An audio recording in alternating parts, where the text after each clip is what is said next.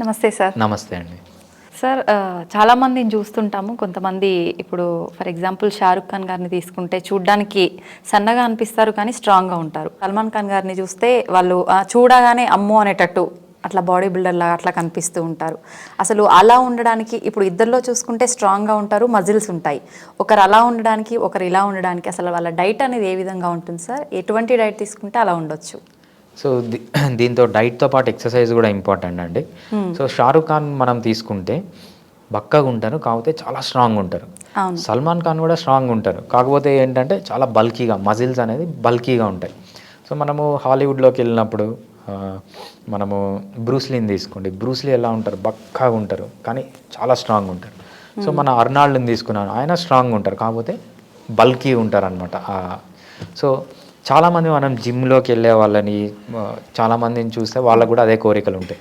So, కొంతమంది మేము స్లిమ్‌గా ఉండాలని కొంతమంది అనుకుంటారు. కొంతమంది సో, మమ్మల్ని చూస్తేనే భయపడాలి, బౌన్సర్‌లా అసలు మాకు మంచి మంచి పెద్ద పెద్ద మజిల్స్ రావాలని అనుకుంటూ ఉంటారన్నమాట. సో, వాళ్ళు ఎటువంటి డైట్ తీసుకోవాలి, వీళ్ళు ఎటువంటి డైట్ తీసుకోవాలని మనం చూద్దాం. First exercise. సో, ఎక్సర్సైజ్కి వచ్చేటప్పటికి 'షారుఖ్ ఖాన్' లాగా సన్నగా ఉండాలి అంటే సో, వాళ్ళకి మనకు 2 అడాప్టేషన్స్ ఉంటాయన్నమాట. ఒకటి స్ట్రెంగ్త్ అంటాము, ఒకటి హైపర్ట్రోఫీ అంటాం. స్ట్రెంగ్త్ అంటే ఏంటంటే ఏదన్నా మీరు పనిని చేయడం. ఫర్ ఎగ్జాంపుల్ 10 కేజెస్ ఎత్తుతున్నారు ఒకరు 20 కేజెస్ ఎత్తుతున్నారు అంటే 10 కేజెస్ ఎత్తే వాళ్ళకంటే 20 కేజెస్ ఎత్తే వాళ్ళకి బలం ఎక్కువ ఉన్నట్లు, రైట్? కొంతమంది బక్కగా ఉన్నారు, మజిల్ బైసెప్సే తీసుకోండి, సన్నగా ఉంది అంటే వాళ్ళకి హైపర్ట్రోఫీ తక్కువ ఉన్నట్లు. బల్క్గా ఉందంటే మజిల్ పెద్దగా ఉందంటే దాన్ని హైపర్ట్రోఫీ అంటాం అనమాట. సో, హైపర్ట్రోఫీ అనేది ఒక అడాప్టేషన్, స్ట్రెంగ్త్ అనేది ఒక అడాప్టేషన్. సో, ఎప్పుడైతే స్ట్రెంగ్త్ కోసం ట్రై చేస్తారో సో వాళ్ళు సన్నగా బక్కగా ఉంటారు. సో, ఎప్పుడైతే హైపర్ట్రోఫీ కోసం ట్రై చేస్తారో వాళ్ళు బల్కీగా 'సల్మాన్ ఖాన్' లాగా ఉంటారు. సో, మనకు స్ట్రెంగ్త్ కావాలంటే ఏం ఎక్సర్సైజెస్ చేయాలి, బల్కీగా బల్కీగా రావాలంటే ఈ అడాప్టేషన్ కావాలంటే ఎటువంటి ఎక్సర్సైజెస్ చేయాలి. ఫస్ట్ స్ట్రెంగ్త్ కావాలంటే వీళ్ళు ఎంచుకునే ఎక్సర్సైజ్ ఎలా ఉండాలి అంటే ఏ ఎక్సర్సైజ్ అన్నా చేయనియండి, వీళ్ళు ఎలా చేయాలంటే హెవీ వెయిట్స్ ఎత్తాలి. ఫర్ ఎగ్జాంపుల్ 'షారుఖ్ ఖాన్' లాగా కావాలనుకోండి. సో, ఒక చిన్న మజిల్ ఎగ్జాంపుల్ తీసుకుందాం, బైసెప్సే తీసుకుందాం. సో, బైసెప్సే 'షారుఖ్ ఖాన్' లాగా కొంచెం సన్నగా ఉండాలి, బైసెప్సే 'సల్మాన్ ఖాన్' లాగా లావుగా ఉండాలి. This is applicable to every part, ఇదొక్క పార్టే కాదు.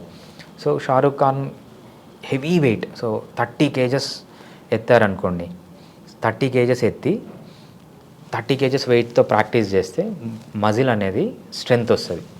అదే 15 కేజెస్తో ప్రాక్టీస్ చేశారనుకోండి హైపర్ట్రోఫీ వస్తుంది. అంటే ఇక్కడ 1 రెప్ మ్యాక్స్ అంటాం అనమాట. ఎక్కువైతే హై ఇంటెన్సిటీ ఎక్సర్సైజ్ చేస్తామో అప్పుడు స్ట్రెంగ్త్ వస్తుంది. ఎప్పుడైతే మీడియం ఇంటెన్సిటీ ఎక్సర్సైజ్ చేస్తామో అప్పుడు హైపర్ట్రోఫీ వస్తుంది అనమాట. అది ఇంటెన్సిటీ. నెక్స్ట్ రిపిటేషన్స్ అంటే సెట్స్ అండ్ రిపిటేషన్స్ అంటామా. సెట్ అంటే ఏంటంటే ఒక్కసారి మీరు బైసెప్తో ఇట్లా అంటే దాన్ని ఒక రెప్ అంటాం అనమాట, రెపిటేషన్ అంటాం. సో, ఎన్ని రెప్స్ చేయాలి వీళ్ళు స్ట్రెంగ్త్ కోసం మ్యాక్సిమం 3 to 5 రెప్స్ అంటే 30 కేజెస్ని 1 2 3 4 5 రెపిటేషన్ అంటే లో రెపిటేషన్స్ పెట్టాలి, హెవీ వెయిట్ పెట్టాలి. అప్పుడు మీకు మజిల్ అనేది స్ట్రెంగ్త్ వస్తుంది, బల్క్ కాదు. సో, వీళ్ళు హైపర్ట్రోఫీ కోసం ఏం చేయాలంటే మీడియం వెయిట్ పెట్టాలి, 15 కేజెస్ పెట్టాలి, హెవీ రెప్స్ చేయాలి. వీళ్ళు 30 రెపిటేషన్స్ కూడా చేయొచ్చు. సో, 30 రెపిటేషన్స్ చేసినప్పుడు మీడియం వెయిట్లో పెట్టి మజిల్ అనేది హైపర్ట్రోఫీ వస్తుంది. ఎప్పుడైతే హై ఇంటెన్సిటీ పెట్టి లో రెప్స్ చేస్తామో స్ట్రెంగ్త్ వస్తుంది, అంటే బల్క్ రాదనమాట.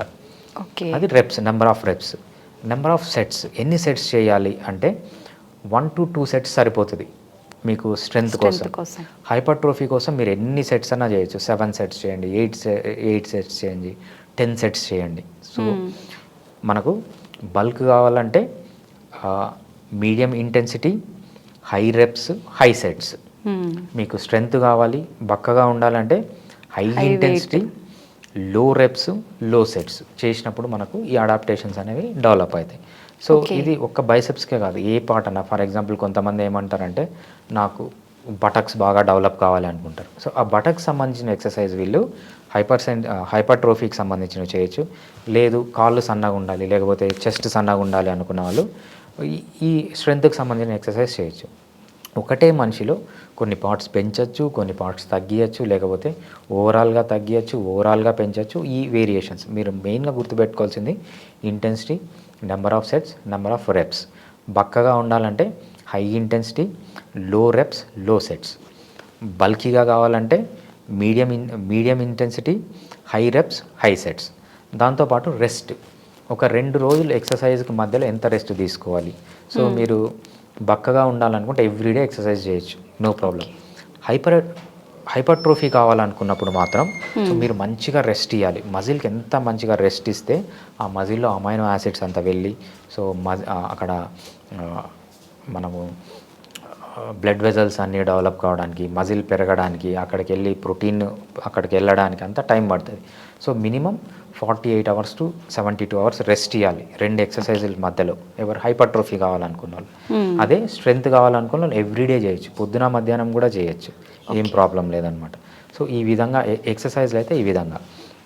సో నెక్స్ట్ డైట్కి వచ్చేటప్పటికి ఎక్కువ కార్బోహైడ్రేట్, ఎక్కువ ప్రోటీన్ తీసుకున్నారంటే వాళ్ళు బల్కీగా తయారవుతారు. లో కార్బోహైడ్రేట్, లో ప్రోటీన్ తీసుకున్నారంటే బక్కగా ఉంటారనమాట. సో బల్కీగా ఉన్న వాళ్ళు మీడియం కార్బోహైడ్రేట్, హై ప్రోటీన్ తీసుకోండి. సో బక్కగా ఉన్న వాళ్ళు, బక్కగా ఉండాలనుకున్న వాళ్ళు లో కార్బోహైడ్రేట్, లో ప్రోటీన్ తీసుకుంటే సరిపోతుంది అనమాట. సో ఈ డైట్, ఈ ఎక్సర్సైజ్ని బట్టి వాళ్ళు బక్కగా కావాలంటే బక్కగా కావచ్చు, లావుగా కావాలంటే లావుగా కావచ్చు. So both are healthy. So దీంట్లో ఇది హెల్దీ, ఇది అన్హెల్దీ అని కాదు, హెల్దీ వేలోనే. అంటే ఫ్యాట్ వల్ల బల్క్ రాకుండా సో మజిల్ వల్ల బల్క్ తెచ్చుకోవచ్చు, మజిల్ తగ్గించుకొని కూడా స్ట్రెంతీగా ఉండొచ్చు. So both are healthy. వాళ్ళ ఇండివిజువల్ చాయిస్ని బట్టి వాళ్ళు సెలెక్ట్ చేసుకునే ఎక్సర్సైజ్, వాళ్ళు తీసుకునే ఫుడ్ని బట్టి ఈ విధంగా క్లాసిఫై చేసుకోవచ్చు అనమాట. ఓకే, అంటే సేమ్ అంటే అమ్మాయిల్లో అయినా అబ్బాయిల్లో అయినా సేమ్ ఇట్లా అడాప్టేషన్స్ అలానే చేయాలి. Okay, thank you sir. Thanks అండి.